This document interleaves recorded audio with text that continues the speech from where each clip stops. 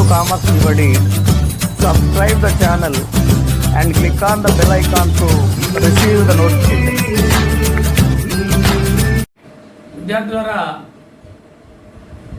Commerce ఈబడి అనే మన YouTube ఛానల్కు మీ అందరికీ వెల్కమ్. ఇంతపూర్వం చెప్పిన క్లాస్లో ఉమ్మడి వ్యాపారానికి సంబంధించిన వివిధ రకాల పద్ధతులు మనం చూసాం. అయితే మనం ఇప్పుడు ఉమ్మడి వ్యాపార వ్యవహారాలు నమోదు చేయడానికి ప్రత్యేక పుస్తకాలు నిర్వహించని సందర్భంలో మొదటి సందర్భాన్ని తీసుకొని మీకు చిట్టాబదులు ఏం వస్తాయి ఉమ్మడి వ్యాపార పుస్తకాల్లో, తర్వాత ఏ ఏ ఖాతాలు తయారు చేయాలి, వాటి నమూనా ఎలా ఉంటాయో చెప్తాను. ముందుగా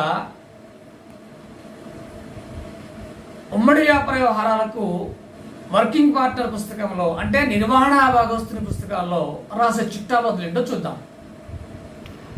విద్యార్థులు చూడండి, ఈ స్లైడ్లో మీకు నమూనా పద్ధతులు కనిపిస్తున్నాయి. ఈ పద్ధతిలో ఉమ్మడి వ్యాపార ఖాతా వేయాలి, సహభాగస్తుల ఖాతాలు తయారు చేయాలి. ఎప్పుడు నమూనా పద్ధతులు అంటే మనం రాయవలసిన చిట్టాబదులు రాసిన తర్వాత అప్పుడు ఖాతాలు తయారు చేయాలి. ముందుగా చిట్టాబదులు చూద్దాం. ఇతర భాగస్తుల నుండి మూలధనం వచ్చినప్పుడు నగదు ఖాతా డేటా టు సహభాగస్తుల ఖాతాలు.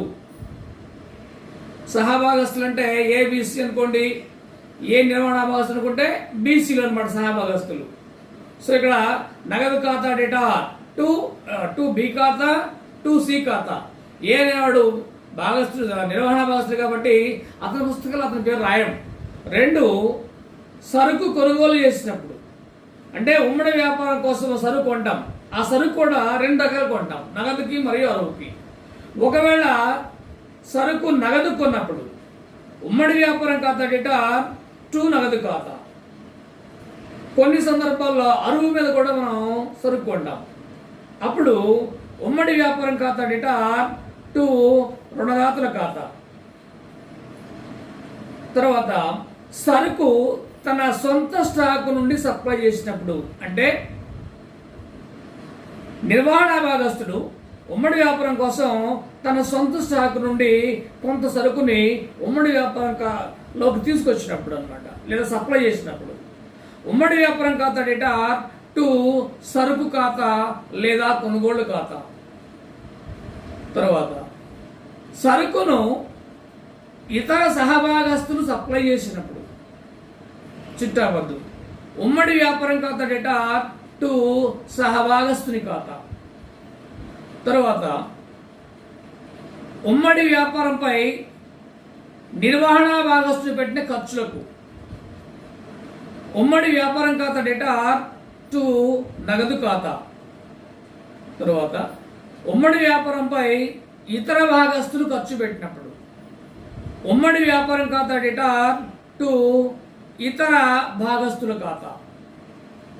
తర్వాత సరుకు అమ్మినప్పుడు ఉమ్మడి వ్యాపారం సరుకుని రెండు రకాలుగా అమ్ముతాం మనం, నగదుకి అమ్మవచ్చు, అరువుకి అమ్మవచ్చు. ఒకవేళ నగదుకి అమ్మితే నగదు వస్తుంది కాబట్టి నగదు ఖాతా డేటా టు ఉమ్మడి వ్యాపారం ఖాతా. ఒకవేళ అరువు కమ్మినట్లయితే నగదు రాదు, రుణగ్రస్తు నుంచి నగదు తర్వాత వస్తుంది, అందుకు రుణగ్రస్తుల ఖాతా డేటా టు ఉమ్మడి వ్యాపారం ఖాతా. తర్వాత ఉమ్మడి వ్యాపారంలో మిగిలిన సరుకును నిర్వహణ భాగస్తులు తీసుకున్నప్పుడు సరుకు ఖాతా డేటా టు ఉమ్మడి వ్యాపారం ఖాతా. తర్వాత ఉమ్మడి వ్యాపారంలో మిగిలిన సరుకును ఇతర భాగస్తులు తీసుకున్నట్లయితే ఇతర సహభాగస్తుల ఖాతా డేటా టు ఉమ్మడి వ్యాపారం ఖాతా. తర్వాత ఉమ్మడి వ్యాపారాన్ని నిర్వహించేందుకు గాను నిర్వహణ భాగస్తుడికి కమిషన్ రావాల్సినప్పుడు చిట్టాబద్దు ఉమ్మడి వ్యాపార ఖాతా డేటా టు కమిషన్ ఖాతా. తర్వాత ఉమ్మడి వ్యాపారంపై లాభం వచ్చినప్పుడు ఉమ్మడి వ్యాపార ఖాతా డేటా టు లాభనష్టాల ఖాతా టు ఇతర భాగస్తుల ఖాతా. తర్వాత ఒకవేళ ఉమ్మడి వ్యాపారంలో నష్టం వచ్చినట్టయితే చిట్టా పద్ధతి. లాభ నష్టాల ఖాతా డేటా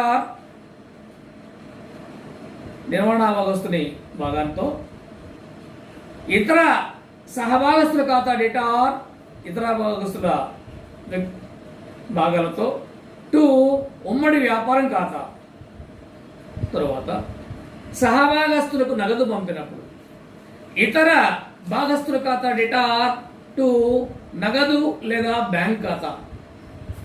విద్యార్థులారా, ఈ విధంగా ఉమ్మడి వ్యాపార వ్యవహారాలకు సంబంధిత పద్దు రాసిన తర్వాత మనం ఉమ్మడి వ్యాపారంలో లాభం వచ్చిందా నష్టం వచ్చిందా, ఆయా లాభ నష్టాలను సహభాగస్తుల ఖాతాకు ఏ విధంగా తరలించాము అనేది తెలుసుకోవడం కోసం ఉమ్మడి వ్యాపారం ఖాతా తయారు చేయాలి. తర్వాత సహభాగస్తుల నుండి మనకెంత నగదు రావాలి లేదా సహభాగస్తులకు ఎంత నగదు చెల్లించాలో తెలుసుకోవడానికి వారి వారి వ్యక్తిగత ఖాతాను కూడా తయారు చేయాలి. విద్యార్థులారా,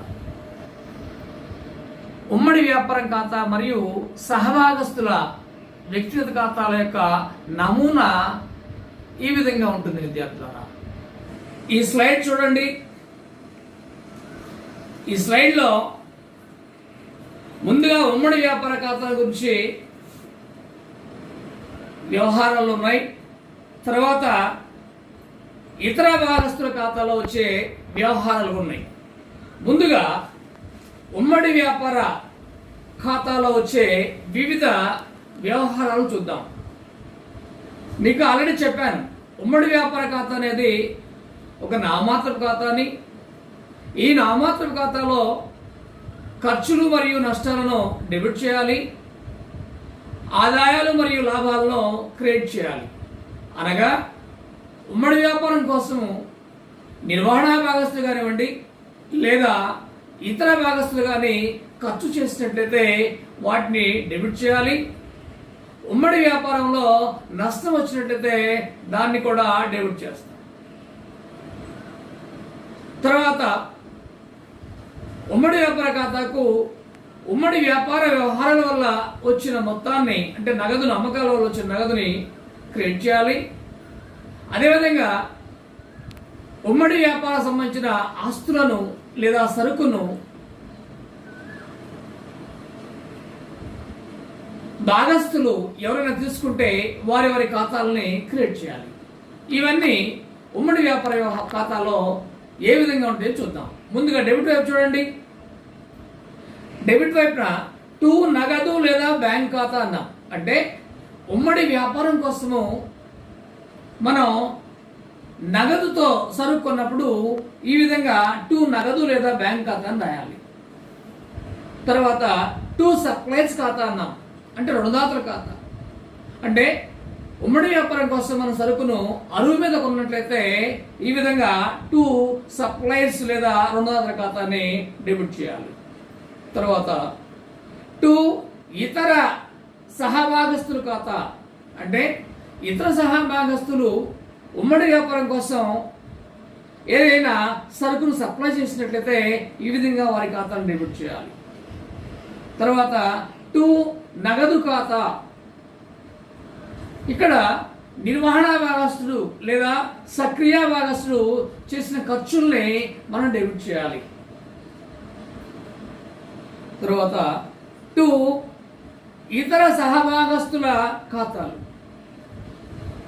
ఇతర సహభాగస్తులు ఉమ్మడి వ్యాపారం కోసం ఏవైనా ఖర్చులు చెల్లించినట్లయితే వాటిని ఈ విధంగా ఇతర సహభాగస్తుల ఖాతాలు డెబిట్ చేయాలి.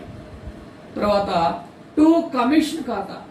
విద్యార్థులారా, నిర్వహణ భాగస్తుడు ఉమ్మడి వ్యాపార వ్యవహారాలను నమోదు చేసినందుకు గాను అతనికి కొంత కమిషన్ ఇవ్వడానికి మిగతా భాగస్తులు అంగీకరిస్తారు.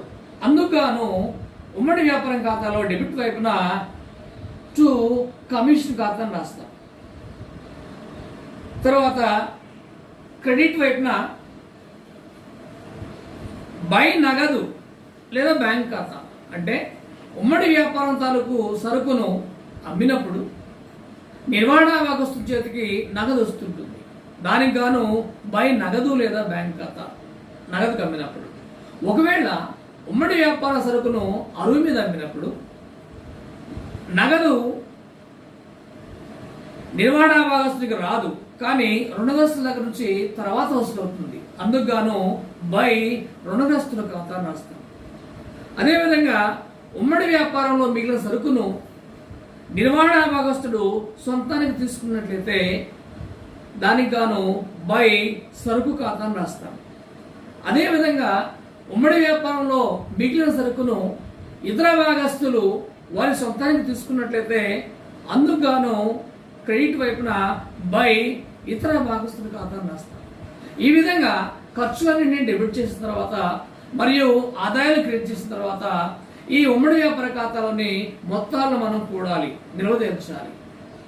ఉదాహరణకు ఉమ్మడి వ్యాపారం ఖాతాలో క్రెడిట్ వైపు మొత్తం ఎక్కువ ఉందనుకోండి, అది లాభంగా భావిస్తాం.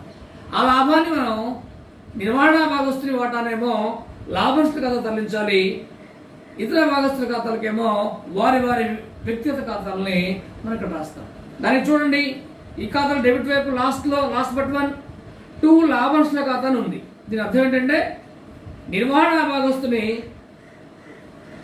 వాటాను అనమాట. అంటే మొత్తం లాభంలో నిర్వహణ భాగస్తుని వాటా ఎంత ఉందో అంత మొత్తాన్ని లాభంశుల ఖాతాను డెబిట్ చేస్తాం. తర్వాత చూడండి 2 ఇతర భాగస్తుల ఖాతాను ఉంది. ఇక్కడ ఉమ్మడి వ్యాపారంలో వచ్చిన లాభంలో సహభాగస్తుల యొక్క వాటా ప్రకారము వారి వారి ఖాతాలకి ఆయా మొత్తాలని డెబిట్ చేస్తాం. ఇది విద్యార్థులారా ఉమ్మడి వ్యాపార ఖాతా యొక్క నమూనా మరియు దాన్ని తయారు చేసే పద్ధతి. అదేవిధంగా కొంచెం కిందకి రండి. ఇక్కడ మనం ఇతర భాగస్తుల ఖాతాను ఉంది. ఒకటి ఇతర భాగస్తుల ఖాతాలు అంటే నిర్వహణ భాగస్తులు కాకుండా మిగిలిన వారి ఖాతాలు అన్నమాట. ఒక అతను ఉంటేనేమో ఒకడే ఉంటాడు, ఒక పేరు రాస్తాము. లేదా ఇద్దరు ముగ్గురు ఉంటే వారి పేర్లు రాస్తాం. అంటే ఏ బిల్లు మాత్రం ఉందనుకుందాం. అందుకు ఏ పెట్టిన అన్ని రకాల మొత్తాలని అతని ఖాతాలో క్రియేట్ చేయాలి, ఏ పొందిన అన్ని ప్రయోజనాలని అతని ఖాతాకు డెబిట్ చేయాలి. ఎందుకంటే సహభాగస్తుల ఖాతాలు వ్యక్తిగత ఖాతా లాంటివి. వ్యక్తిగత ఖాతాలో ప్రయోజనం పొందేవని ఖాతాను డెబిట్ చేయాలి, ప్రయోజనం కోల్పోయిన ఖాతాను క్రియేట్ చేయాలి. ఆ సూత్రం ప్రకారం ఉమ్మడి వ్యాపారం నుండి ఎప్పుడైనా సహభాగస్తులు ప్రయోజనం పొందితే ఆ మొత్తాలను అతని ఖాతాకు డెబిట్ చేయాలి. అదేవిధంగా ఉమ్మడి వ్యాపార నిమిత్తం అతను ఎప్పుడైనా ఏదైనా ఖర్చు తెలిస్తే వాటిని అతని ఖాతా క్రియేట్ చేయాలి. చూడండి, ఇక్కడ క్రెడిట్ వైపున బై నగదు లేదా బ్యాంక్ ఖాతా ఉంది. అంటే ఉమ్మడి వ్యాపారంలో అతను పెట్టుబడి పెట్టిన వాటా మొత్తము. తర్వాత బై ఉమ్మడి వ్యాపారం ఖాతా అన్నాం. అంటే ఉమ్మడి వ్యాపారం కోసం ఇతర ఏదైనా ఖర్చు చేస్తే అతని దగ్గర నుంచి పోతుంది కాబట్టి దాన్ని క్రియేట్ చేసినాం. అదేవిధంగా బై ఉమ్మడి వ్యాపారం ఖాతా అన్నాం. అంటే ఉమ్మడి వ్యాపారం కొరకు ఇతను ఏదైనా ఖర్చులు తెలిస్తే అవి అతని దగ్గర నుంచి పోతున్నాయి కాబట్టి అందుకు గాను క్రెడిట్ వైపున బై ఉమ్మడి వ్యాపార ఖాతా రాశాం. ఆ తర్వాత బై ఉమ్మడి వ్యాపార ఖాతా రాశాం. ఇంకోటి ఇదేమి ఉమ్మడి వ్యాపారంలో సహభాగస్తులకు వచ్చిన లాభాన్ని అతని వ్యక్తిగత ఖాతాకి క్రియేట్ చేస్తాం కాబట్టి ఇక్కడ ఆ మొత్తాన్ని తీసుకున్నాం. అదేవిధంగా డెబిట్ వైపున ఉమ్మడి వ్యాపార ఖాతాను డెబిట్ చేసాం. అంటే ఉమ్మడి వ్యాపారంలో లాభం వస్తేనో క్రెడిట్ రాసాము బై ఉమ్మడి వ్యాపారం ఖాతా. ఒకవేళ నష్టం వచ్చిందనుకోండి దాన్ని డెబిట్ చేయాలి. అందుకు 2 ఉమ్మడి వ్యాపార ఖాతాను డెబిట్ చేశాం. తర్వాత 2 నగదు లేదా బ్యాంక్ ఖాతా. అంటే ఉమ్మడి వ్యాపారంలో సహభాగస్తునికి నిర్వహణ భాగస్తు నుండి రావాల్సిన మొత్తం వచ్చినందుకు. ఈ విధంగా ఉమ్మడి వ్యాపార ఖాతా తయారు చేసిన తర్వాత సహభాగస్తుల ఖాతా తయారు చేస్తే ఈ సహభాగస్తుల ఖాతాలో టాలీ అయిపోతాయి విద్యార్థులారా. ఈ విధంగా ఉమ్మడి వ్యాపార వ్యవహారాలన్నీ వాటన్నిటికీ చిట్టాపద్దులు రాసి తర్వాత ఉమ్మడి వ్యాపార ఖాతాను ఆ తర్వాత సహభాగస్తుల ఖాతా తయారు చేయడం వల్ల ఉమ్మడి వ్యాపార వ్యవహారాలన్నీ ముగించడానికి అవకాశం ఉంటుంది విద్యార్థులారా.